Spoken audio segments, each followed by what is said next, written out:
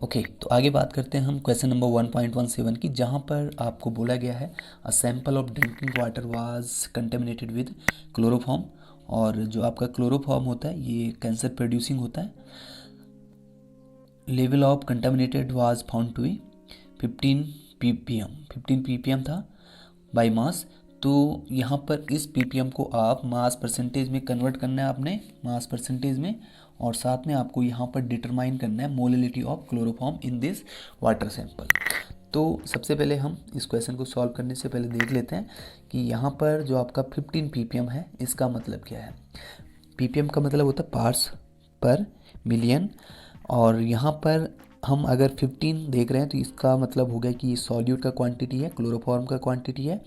ये आपके पास ग्राम में हो सकता है या ml में हो सकता है, और इसी हिसाब से आपका जो पूरा सोल्यूशन होगा उसे भी आप ग्राम या फिर ml में लिख सकते हो। सपोज किया हमने यहाँ पर कि 15 ग्राम ले लिया बाय मास, ठीक है। तो ये जो आपका 15 ग्राम प्रेजेंट होगा ये 10⁶ ग्राम ऑफ वाटर सोल्यूशन में प्रेजेंट होगा, राइट। तो जब आपके पास बहुत कम क्वांटिटी होती है तब आप ppm का यूज़ करते हो, राइट। तो दैट मीन्स आपके पास 15 ग्राम क्लोरोफॉर्म 10⁶ ग्राम ऑफ वाटर में प्रेजेंट होगा, वाटर सोल्यूशन में प्रेजेंट होगा। तो यहाँ पर अगर हमें मास परसेंटेज कैलकुलेट करना है तो mass percentage equal to mass of solute, mass of CaCl3 आएगा, divided by mass of solution, mass of solution, right, into 100, right. तो मास ऑफ सोल्यूट आपके पास है 15 ग्राम, मास ऑफ सोल्यूशन हमारे पास है यहाँ पर 10⁶ इंटू 100 कर लो, और जब आप इसे सॉल्व करोगे तो यू विल गेट 1.5 इंटू 10⁻³ ठीक है। आगे आप देखिए, सेकंड पार्ट आपके पास है, आपको बोला गया मोलैलिटी कैलकुलेट करना है, मोलैलिटी, राइट। अब मोलैलिटी का अगर हम सिंपली फॉर्मूला देखें तो molality M equal to WB/MB into 1000 divided by WA। WA आपका क्या है, मास ऑफ, ये आपका जो WA है capital W, mass of solvent, mass of solvent in kg लिया जाता था। लेकिन अगर आपके पास क्वेश्चन में ग्राम में दिया हुआ है तो आपको 1000 से मल्टीप्लाई करना पड़ता है इस पूरे फॉर्मूले को, ठीक है। तो देखिए हमारे पास यहाँ पर क्लोरोफॉर्म है, molality equal to mass of chloroform कितना है 15 ग्राम। अगर आप मोलर मास कैलकुलेट करोगे क्लोरोफॉर्म का तो आपके पास आएगा 119.5 इंटू 1000। और अब आप यहाँ पर देखिए मास of solvent, mass of solvent तो नहीं दिया हुआ है, हमें मास ऑफ सॉल्यूट दिया हुआ है। तो mass of solvent equal to we can write mass of solution, mass of solution minus mass of solute, ये आपको करना होगा अगेन, क्योंकि मास ऑफ सॉल्यूशन आपके पास क्या है 10⁶ है, और माइनस करोगे 15, ये आपका 10⁶ ग्राम और ये आपका 15 ग्राम। अब यहाँ पर आप माइनस करोगे तो ज़्यादा डिफरेंस आपको नहीं दिखेगा, यानी कि बहुत कम, क्योंकि कंपेरेटिवली जो 15 ग्राम है 10⁶ के कंपैरिजन में क्या है, बहुत कम है। तो दैट मीन्स अप्रोक्सीमेटली जो आपका वैल्यू आएगा ये आपका कितना आएगा 10⁶ के ही करीब आएगा, ठीक है, 10⁶ के ही करीब आएगा, ज़्यादा डिफरेंस नहीं आएगा। तो so that we are writing here simply 10⁶। आप माइनस करके भी लिखोगे और कैलकुलेट करोगे तब भी आपका वही वैल्यू आएगा। फिलहाल हम यहाँ पर 10⁶ लेकर चल रहे हैं, तो यहाँ पर हम क्या लिख रहे हैं 10⁶। वैसे तो मास ऑफ सॉल्यूशन था, लेकिन सॉल्यूट आपका इतना कम है कि उसमें से आप 15 ग्राम माइनस कर दोगे तो 10⁶ पर कोई फ़र्क नहीं पड़ेगा। सो दैट आपने यहाँ पर 10⁶ ही यूज़ किया, तो molality equal to you will get 1.255 into 10⁻⁻4 m, ये आपका आंसर होगा। ओके, तो आपके पास है क्वेश्चन नंबर 1.23, जहाँ पर आपको बोला गया है कि कोई रिएक्शन है जहाँ पर आपका A+B2 gives AB2। Identify limiting reagent for the following reaction mixture. तो बहुत ही आसान क्वेश्चन है। ये आपके पास कोई रिएक्शन दिया हुआ है और इसके हिसाब से आपको लिमिटिंग रीजेंट फाइंड आउट करना है। तो सिंपली पहला अगर आप यहाँ पर देखोगे, क्योंकि रिएक्शन दिया हुआ है, रिएक्शन आपके पास है, तो देखिए क्वेश्चन में आपको दिया हुआ है कोई रिएक्शन है A+B2 गिव्स AB2। तो यहाँ पर आपको लिमिटिंग रीजेंट फाइंड आउट करना है। और लिमिटिंग रीजेंट का मतलब होता है कि जो रीजेंट रिएक्शन में पहले ख़त्म हो जाता है और जिस रीजेंट पर प्रोडक्ट की क्वांटिटी का फॉर्मेशन डिपेंड करता है, उसी को हम बोलते हैं लिमिटिंग रीजेंट। अब यहाँ पर देखिए, आप ध्यान से देखिए, आपके पास 1 इसका है, 1 मॉलिक्यूल इसका है, तो आपका 1 मॉलिक्यूल ये बन रहा है। अब क्वेश्चन नंबर फर्स्ट में अगर आप देखोगे फर्स्ट पार्ट में, तो आपको दिया हुआ है 300 एटम्स ऑफ ए और दूसरी तरफ आपको दिया हुआ है 200 मॉलिक्यूल्स ऑफ बी। तो ध्यान से देखने पे अगर आपके पास ये 1 एटम होता है तो इसका 1 मॉलिक्यूल होगा, अगर इसका 2 एटम होता है तो इसके 2 मॉलिक्यूल होंगे। तो दैट मीन्स यहाँ पर देखिए 300 एटम्स के लिए कितने चाहिए थे, 300 मॉलिक्यूल चाहिए थे। तो दैट मीन्स ये वाला तो कम हो गया ना, 200 मॉलिक्यूल्स कम हो गया। तो दैट मीन्स आपके पास 200 मॉलिक्यूल इसके 200 से तो रिएक्ट कर जाएंगे, लेकिन 100 एटम्स यहाँ पर बच जाएंगे। तो दैट मीन्स ख़त्म कौन हो जाएगा, बी का मॉलिक्यूल ख़त्म हो जाएगा। तो दैट मीन्स लिमिटिंग रीजेंट यहाँ पर कौन होगा, यहाँ पर होगा B as a limiting reagent, right.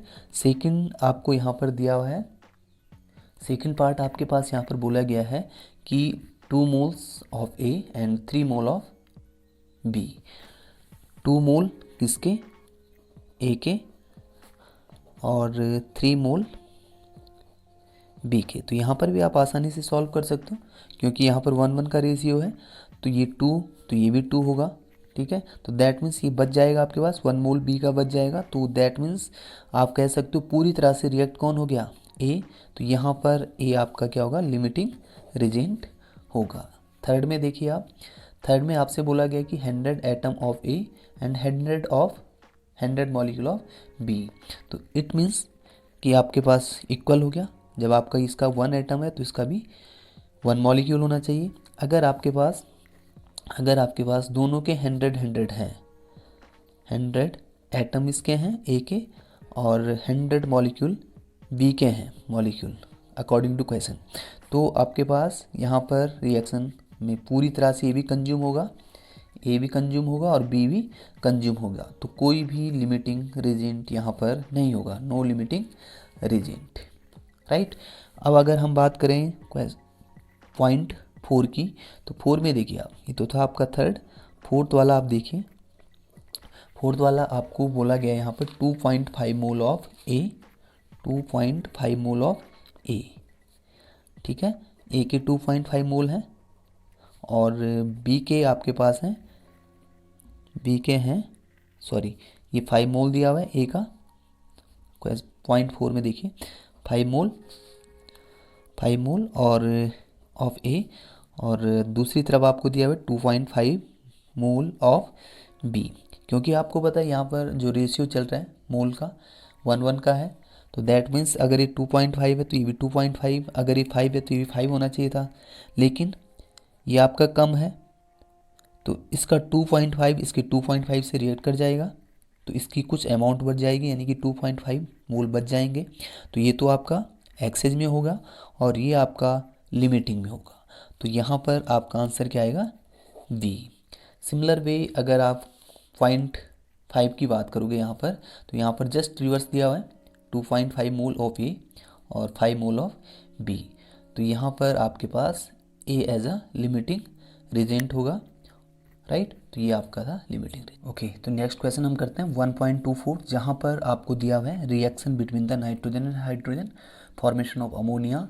और यहाँ पर बोला गया आपको कि calculate amount of ammonia produced when 2 × 10³ gram of nitrogen react with 1 × 10³ gram of hydrogen. ठीक है, आपको क्या करना है, यहाँ पर अमोनिया का क्वांटिटी आइडेंटिफाई करना है कि कितना बनेगा, और साथ में आपको यहाँ पर ये भी बताना है कि लिमिटिंग रीजेंट कौन है और एक्सेस अमाउंट जिस रिएजेंट का है उसका जो अनरिएक्टेड पार्ट होगा उसे कैलकुलेट करना है। तो देखिए बहुत ही आसान क्वेश्चन है, तो इसको हम सॉल्व करते हैं। किस तरह से होगा, तो देखिए आपके पास क्वेश्चन में दिया हुआ है, आप क्वेश्चन को ध्यान से देखें। आपको यहाँ पर दिया हुआ है, सबसे पहले रिएक्शन लिखोगे आप, क्वेश्चन नंबर 1.23 तो आपके पास यहाँ पर 1.23 में आपको रिएक्शन दिया हुआ है N2 और H2 का, 3H2। ठीक, तो जब ये आपका बनाता है अमोनिया, जब भी आप लिमिटिंग रिएजेंट वाले क्वेश्चन करोगे तो आपको क्या करना होगा, रिएक्शन लिखनी होगी सबसे पहले। अब क्वेश्चन से देखो पहले सबसे पहले कि अगर आपके पास 1 मोल ऑफ नाइट्रोजन होता है, 1 mole of nitrogen that means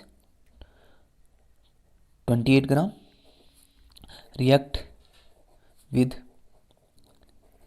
6 ग्राम, या फिर आप कह सकते हो 3 mole of hydrogen that means 6 ग्राम होगा, प्रोड्यूस्ड आपका कितना बनेगा, यहाँ पर आप देख सकते हो ये आपका है अमोनिया। अमोनिया का एक मॉलिक्यूल का वेट होता है 17, तो 2 का हो जाएगा 34 ग्राम, यानी कि आप कह सकते हो कितना मोल हो गया, 2 मोल। ठीक है, तो यहाँ रिएक्शन से आपको पता चल पा रहा है कि 1 मोल इसका 3 मोल इसका कंबाइन होगा, तो 2 मोल ऑफ अमोनिया का फॉर्मेशन होगा। अब देखें आगे, क्वेश्चन में आपको दिया हुआ है,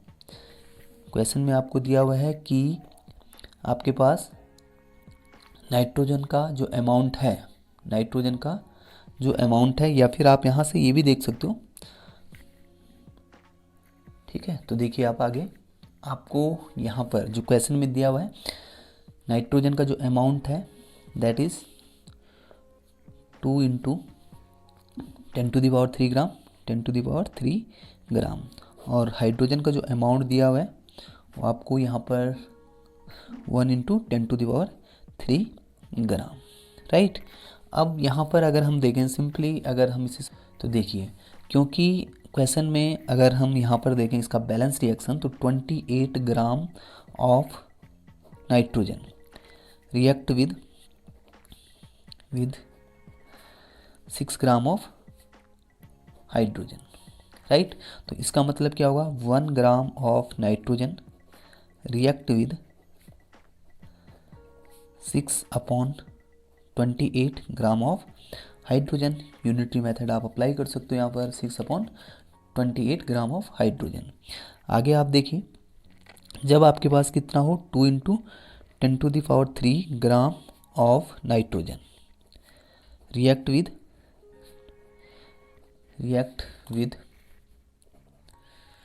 6/28 × 2 × 10⁻³ ग्राम। इसे आप सॉल्व करके देखें तो ये आपका आएगा 428.6 ग्राम ऑफ हाइड्रोजन, राइट। ये आपका अमाउंट आएगा जब आपके पास क्या होगा, नाइट्रोजन का इतना अमाउंट जो कि क्वेश्चन में दिया हुआ है 2 × 10⁻³ ग्राम, तो ये केवल 428 ग्राम से रिएक्ट करेगा, 428.6 ग्राम से रिएक्ट करेगा। जबकि यहाँ पर देखिए आप कि हाइड्रोजन का अमाउंट है 10⁻³ ग्राम, दैट मीन्स आप यहाँ पर क्या कर सकते हो, 1000 ग्राम लिख सकते हो, ठीक है, 1000 ग्राम। जबकि यहाँ पर क्या आएगा, आ गया आपके पास, यहाँ पर आपके पास आ गया केवल जो हाइड्रोजन का अमाउंट रिएक्ट होगा नाइट्रोजन के साथ, जब इतना अमाउंट नाइट्रोजन का रिएक्ट करेगा तो इसके लिए आपको इतनी हाइड्रोजन की ज़रूरत होगी। तो दैट मीन्स हाइड्रोजन तो अब भी बच रहा है, जबकि नाइट्रोजन जो अमाउंट क्वेश्चन में दिया हुआ था वो पूरी तरह से रिएक्ट कर गया।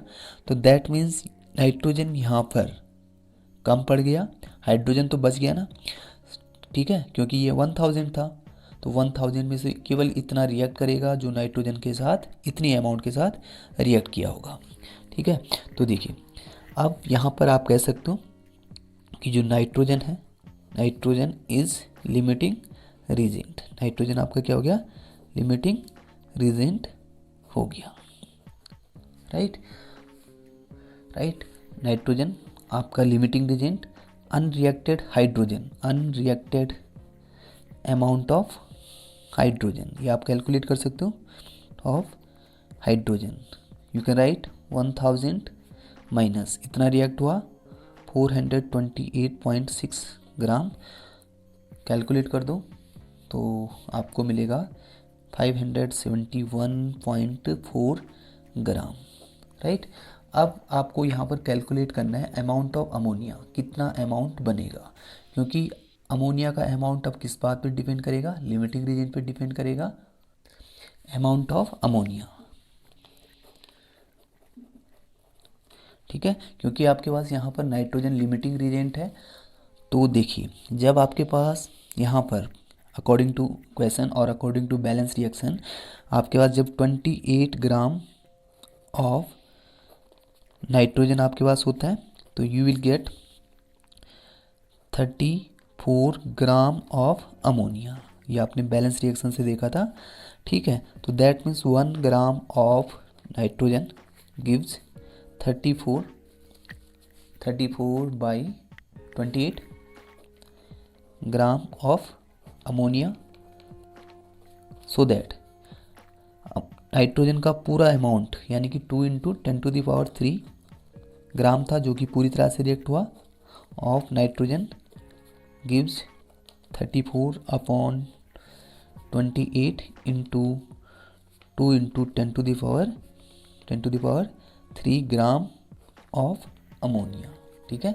इसे आप आगे सॉल्व करके लिख सकते हो, इसका आंसर आ जाएगा आपके पास 34/28 इंटू 2 × 10⁻³ ग्राम ऑफ अमोनिया का फॉर्मेशन होगा जब 2 × 10⁻³ ग्राम नाइट्रोजन का 428.6 ग्राम से रिएक्ट करेगा। तो आप इसे कैलकुलेट कर सकते हो, जो भी आपका सॉल्व करके आएगा वही आंसर हो। ओके, तो नेक्स्ट वन आपके पास है 1.25 क्वेश्चन, जहाँ पर आपसे बोला गया है how are 0.50 mole of sodium carbonate and 0.50 m मतलब molar of sodium carbonate are differ, ठीक है। किस तरह से ये अपने आप से अलग है, किस तरह से इनमें डिफरेंस है, तो बहुत ही आसान है। देखिए सबसे पहले आप देखिए 0.50 मोल ऑफ Na2CO3, राइट।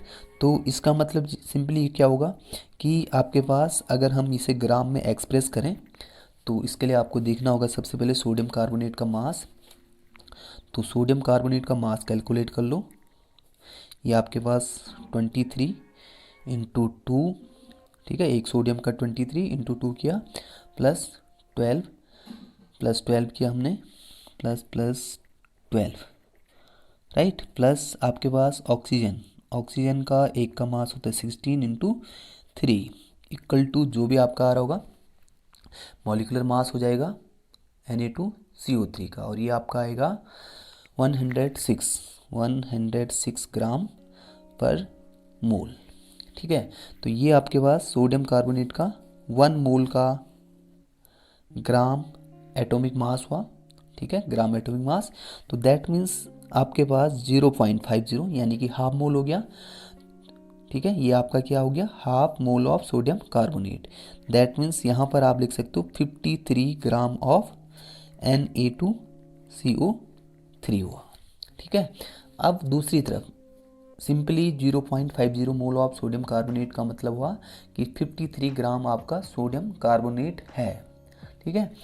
लेकिन अगर आपके पास कहीं पर इस तरह से लिखा है 0.50 m ऑफ Na2CO3, तो इसका मतलब होगा क्योंकि 0.50 तो इसका मतलब ये होगा कि जो आपके पास 53, क्योंकि यहाँ पर भी आपको मोल कैलकुलेट करना है, ठीक है। तो यहाँ पर भी आपको gram atomic mass, gram molecular mass calculate करना होगा। तो यहाँ पर ग्राम मॉलिक्यूलर मास आपके पास आ रहा है, अगर हम हाफ मोल का देखें तो this is equal to 53 gram. 1 mole of sodium carbonate का तो होगा आपके पास कितना होता है 106 ग्राम, तो हाफ मोल का कितना आ गया 53 ग्राम। लेकिन यहाँ पर कैपिटल M है तो इसका मतलब होगा कि जो आपका 53 ग्राम ऑफ सोडियम कार्बोनेट है, sodium carbonate, it is in 1 litre of solution, 1 litre of solution. ये फिर आपका ही हो सकता है कि वाटर सोल्यूशन वहाँ पर हो। तो ये आपका इंडिकेट कर रहा है कि जो आपका 0.5 M है, कैपिटल M है, यहाँ पर आपके पास सोडियम कार्बोनेट का जो अमाउंट है वो वाटर में डिजॉल्व है 53 ग्राम, जबकि फर्स्ट वाले में क्या है, वहाँ पर डिजॉल्व नहीं है, केवल आपका 53 ग्राम होगा, सोल्यूशन की फॉर्म में नहीं है, अकेला होगा। ओके, क्वेश्चन नंबर 1.26 यहाँ पर आपको दिया हुआ है, if 10 volumes of hydrogen gas react with 5 volume of oxygen gas, volume of H2 would be produced. कितना वॉल्यूम यहाँ पर H2O का प्रोड्यूस होगा। ठीक है, तो इस क्वेश्चन को बहुत ही आसान तरीके से आप सॉल्व कर सकते हो। अगर आपके पास, देखिए आपके पास यहाँ पर क्वेश्चन में दिया हुआ है H2O2 का फॉर्मेशन हो रहा है और ये आपका कब होगा H2 + O2, क्वेश्चन के अकॉर्डिंग H2O, इसे आप बैलेंस कर लो तो यहाँ पर 2H2, यहाँ पर 2H2O और यहाँ पर 2H2। ठीक, तो जब आपके पास यहाँ पर 2 वॉल्यूम है, 2 वॉल्यूम, तो ये आपका कितना होगा 1 वॉल्यूम होगा और ये आपका कितना कहलाएगा 2 वॉल्यूम। ये लुसिक लॉ के अकॉर्डिंग आपने देखा होगा, तो उसके अकॉर्डिंग यहाँ पर मोल या फिर जो आपके पास स्टोइचियोमेट्रिक कोएफिशिएंट होते हैं उन्हें हम इस फॉर्म में लिख सकते हैं। ठीक है, तो क्योंकि ये 2 मोल है, 2 वॉल्यूम है, ये 1 वॉल्यूम है, तो ये आपका कितना होगा 2 होगा। अब आपको क्वेश्चन में दिया हुआ है कि अगर आपके पास कितना दिया हुआ है 10 वॉल्यूम, 10 वॉल्यूम इसका है और 5 वॉल्यूम इसका है। अब देखिए पहले दिन दोनों में रिलेशन देखिए आप, ये 2 है तो ये 1 है, यानी कि इसका हाफ हो गया, ये 10 है तो ये 5 हो गया। दैट मीन्स इन दोनों में जो रेशियो है 2 और ये 1, ठीक है, 1:2 का रेशियो है according to volume of oxygen and hydrogen. तो यहाँ पर अगर ये आपका 10 हो गया, यहाँ पर 5 हो गया, तो यहाँ पर कितना आएगा, ये आपका आएगा हाइड्रोजन के ही बराबर आएगा, यानी कि 10 वॉल्यूम ऑफ वाटर का फॉर्मेशन होगा। देखिए क्योंकि 2 है तो ये 2 बन रहा है, ये अगर आपका 10 है तो ये 10 बनेगा, क्योंकि अगर ये इसका हाफ होता है तो तब। ओके, तो आपके पास है क्वेश्चन नंबर 1.28, जहाँ पर आपसे बोला गया है which one of the following will have largest number of atoms. Option आपके पास दिए गए हैं यहाँ पर 1 gram of Au gold, 1 gram of sodium, 1 gram of lithium या फिर 1 ग्राम ऑफ क्लोरीन।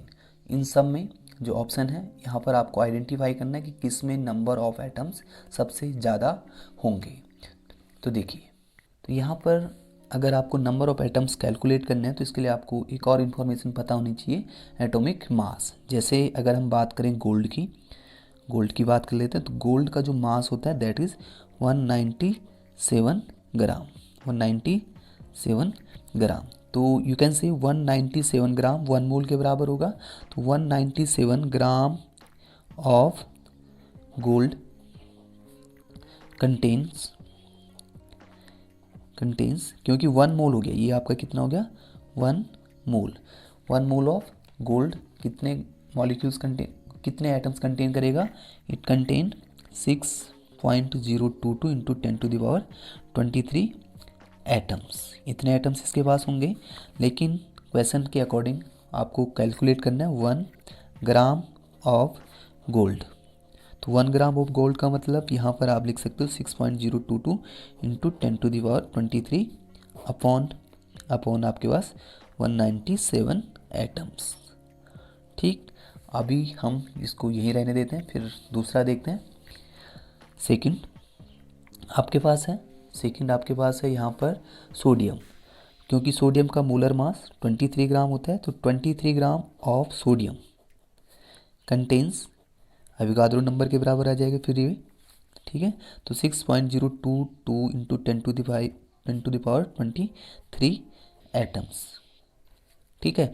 तो so that 1 gram of sodium, 1 gram sodium कितना कंटेन करेगा, 6.022 into 10 to the power 23 divided by 23, ठीक है, इतने एटम्स होंगे। सिमिलर वे जो आपका थर्ड पॉइंट है, थर्ड में आपको बोला गया है कि थर्ड में आपके पास है 1 gram of lithium, 1 gram of lithium. तो लिथियम का मास होता है 7, एटॉमिक मास 7। तो so that 1 gram of lithium contains कितना करेगा, 1 gram of lithium contains 6.022 into 10 to the power 23 divided by 7, ठीक है। तो सिमिलर वे आप जब बात करोगे क्लोरीन की, तो आपको बोला गया है यहाँ पर 1 क्लोरीन मॉलिक्यूल, क्योंकि Cl2 है यहाँ पर, आपके पास क्या है, Cl2। तो Cl2 एक क्लोरीन का मास कितना होता है, 35.5 होता है। तो 2 क्लोरीन यानी कि एक क्लोरीन मॉलिक्यूल का मास कितना होगा, 71 ग्राम, ठीक है, 71 ग्राम। तो सो दैट आपके पास 71 ग्राम, या फिर मैं यहाँ पर ये कहूँ कि 1 ग्राम ऑफ Cl2, रुको फिर से आगे करने से दूसरा पेज लेता हूँ, ठीक। तो देखिए आपने देखा जो क्लोरीन है इसका जो मोलर मास आ रहा है that is 71 gram chlorine molecule, ठीक। दैट मीन्स आपके पास अगर मैं बात करूँ यहाँ पर 1 gram of chlorine molecules contain 6.022 into 10 to the power 23 upon 71 molecules. इतने तो मॉलिक्यूल्स होंगे ना, क्योंकि मॉलिक्यूलर फॉर्म में दिया हुआ है, ठीक। लेकिन हमें एटम कैलकुलेट करना है, तो इसके लिए आप, क्योंकि एक मॉलिक्यूल में कितने एटम है, 2 एटम है, तो इसमें अगर आपके पास इतने मॉलिक्यूल हैं तो एटम निकालने के लिए आपको 2 से मल्टीप्लाई करना होगा। तो 1 gram of Cl2 molecules contain, आप क्या करोगे, 6.022 into 10 to the power 23 divided by 71। ये तो मॉलिक्यूल थे, लेकिन एक क्लोरीन मॉलिक्यूल में 2 एटम्स हैं, तो 2 से मल्टीप्लाई किया, राइट। ये फिर इसको आप और आगे सॉल्व करोगे तो 6.022 into 10 to the power 23 divided 35.5। अब देखिए आप हर जगह पे आपके पास क्या हो रहा है, जो अविगाद्रो नंबर है उसे आप डिवाइड कर रहे हो, ठीक है। तो यहाँ पर आपके पास 197 है फर्स्ट वाले में, गोल्ड के केस में अगर आप देखोगे यहाँ पर 23 है सोडियम में, और इसमें आपके पास है 7, जबकि यहाँ पर कितना आ रहा है 35.5। अगर आपके पास अपॉन में सबसे कम वैल्यू होती, सेम नंबर को आप डिवाइड कर रहे हो, तो सबसे ज़्यादा कौन आएगा, सबसे ज़्यादा, क्योंकि यहाँ पर सबसे कम नंबर आपका 7 है डिवाइड में, तो सबसे ज़्यादा एटम्स किस में आएंगे, 1 ग्राम ऑफ लिथियम में, 1 ग्राम ऑफ लिथियम, क्योंकि अपॉन में अविगाद्रो नंबर की सबसे कम है, तो सबसे ज़्यादा एटम्स आपके पास 1 ग्राम ऑफ लिथियम में, ओके। 1.29 यहाँ पर आपसे बोला गया है calculate molarity of ethanol in water in which the mole fraction of ethanol is 0.040। आपको यहाँ पर कैलकुलेट करना है मोलरिटी,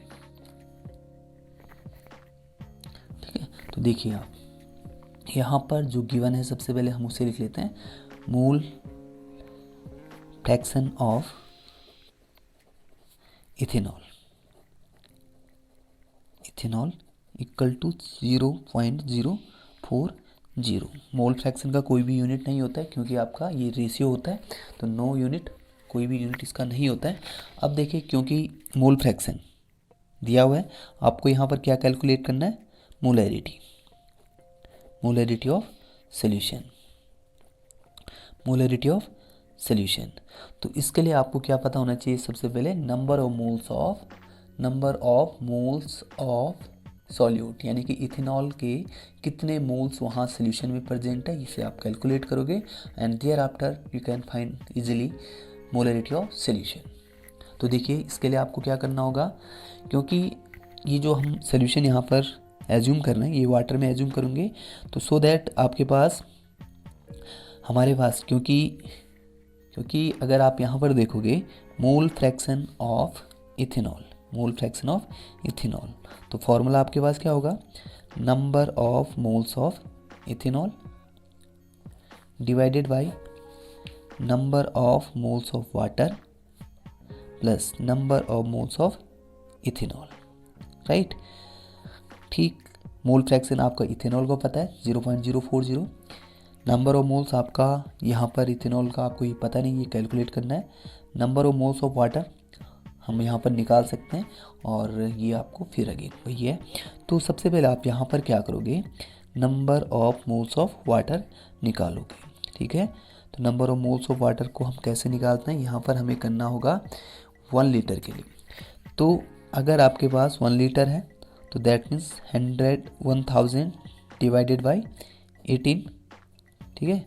तो यहाँ पर 1000 अपॉन 18 हमने किया, ठीक है। Number of moles of water mass upon molar mass, 1 litre जो आपका सोल्यूशन है, जो वाटर है, उसका जो नंबर ऑफ मोल्स आप कैलकुलेट करोगे mass upon molar mass, 1000 upon 18 ग्राम मोलर मास होता है वाटर का। तो इसे सॉल्व करके जो आपके पास आता है दैट इज़ इक्वल टू 55.55 ये आएगा, ठीक। अब देखिए आगे, एक्स ऑफ इथेनॉल यानी कि मोल फ्रैक्शन ऑफ इथेनॉल, ये तो आपको गिवन है ना, ये आपके पास दिया हुआ है, ऑलरेडी दिया हुआ है। तो 0.040 इक्वल टू एन, इथेनॉल को हम ऐसे लिख लेते हैं, ये तो कैलकुलेट करना है, n ethanol divided by number of moles of water, हमें पता चल गया 55.55 plus number of moles of ethanol, ठीक। अब इथेनॉल की कंपैरिजन, क्योंकि यहाँ पर बहुत सारे मोल्स वाटर के हैं, तो इसकी कंपैरिजन में जो आपका number of moles of ethanol होगा ये बहुत कम होगा। तो सो दैट आप यहाँ पर number of moles of ethanol neglect भी कर सकते हो, या फिर अगर आप निगलेक्ट ना भी करो और सॉल्व करो इसे आगे, तो आपके पास यहाँ पर जो सॉल्यूशन आएगा इस तरह से कुछ आएगा, 0.040 into 55.55 plus n ethanol equal to n ethanol, right. अब इस इक्वेशन को आप सॉल्व करोगे तो आपके पास यहाँ पर इथेनॉल के जो नंबर ऑफ मोल्स आएंगे n ethanol, you will get after solving of this one, you will get 2.314, ठीक है। ये आपका इथेनॉल का मोल आ गया। अब मोलरिटी आपको कैलकुलेट करनी है 1 लीटर में, ठीक है। तो मोलरिटी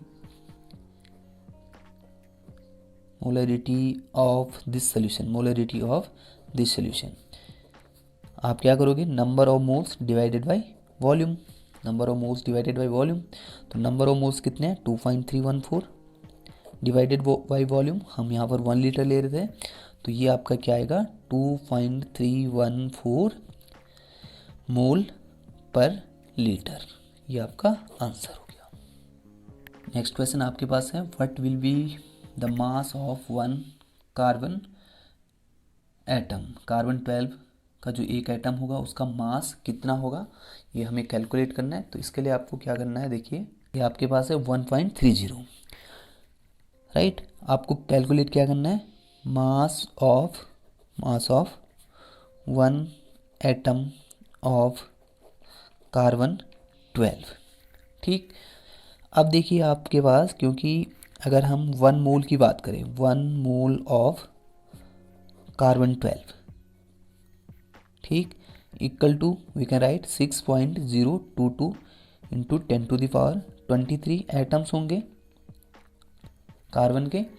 और जो कि क्योंकि आपको पता है कि 1 मोल इक्विवेलेंट होता है ग्राम एटॉमिक मास या ग्राम मॉलिक्यूलर मास, तो यहाँ पर आपके पास एटम की फॉर्म में है तो ये आपका ग्राम एटॉमिक मास के बराबर होगा, यानी कि 12 ग्राम, राइट। क्योंकि इतने एटम्स 6.022 इंटू 10⁻23 एटम्स का मास कितना है 12 gram. So that mass of one atom of carbon 12, जो आपका आइसोटोप है कार्बन का 12 वाला, उसका मास हो जाएगा 12 divided by Avogadro number 22 into 10⁻23।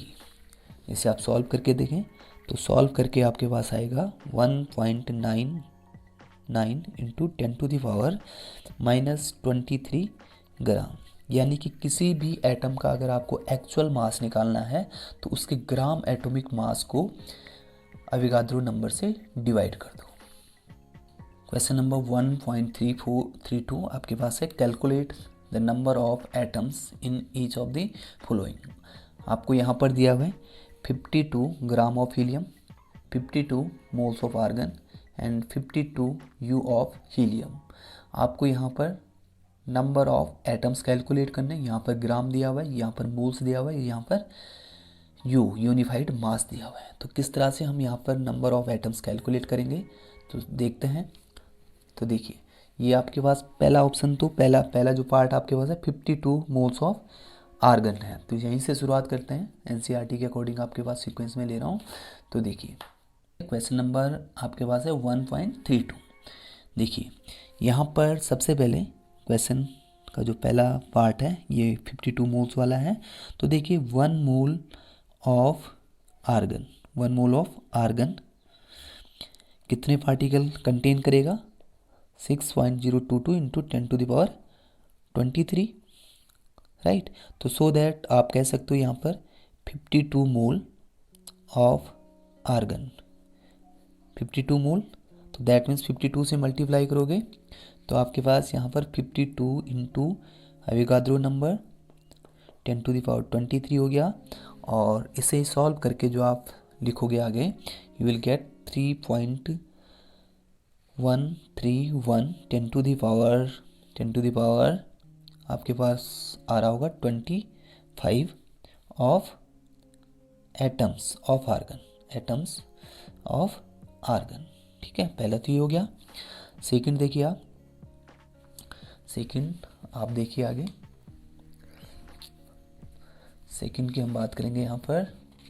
तो देखिए सेकंड पार्ट आपके पास है, आपको बोला गया है 52 ऑफ हीलियम, ठीक है। आपके पास क्या है 52 unified mass 52 u of helium. तो आपको पता है यू मतलब यूनिफाइड मास, जब आपके पास 4 होगा 4 यूनिफाइड मास होगा तो this will be equivalent to 1 atom of helium. आपको ध्यान रखना है अगर यू लिखा हुआ है तो दिस मीन्स ये एक तरह से क्या कर रहा है एक्चुअल मास के बारे में हमें बता रहा है। 4U equal to 1 atom of helium. अगर ग्राम लिखा होता तो आपके पास एवोगाड्रो नंबर के बराबर आ जाता है, लेकिन यहाँ पर U लिखा हुआ है तो ये आपका कितना होगा 1 एटम ऑफ हीलियम, राइट। अब क्योंकि 52 है तो आप यहाँ पर ये भी कर सकते हो 1U equal to 1/4 atom of helium होगा, लेकिन क्वेश्चन में कितना दिया हुआ है 52U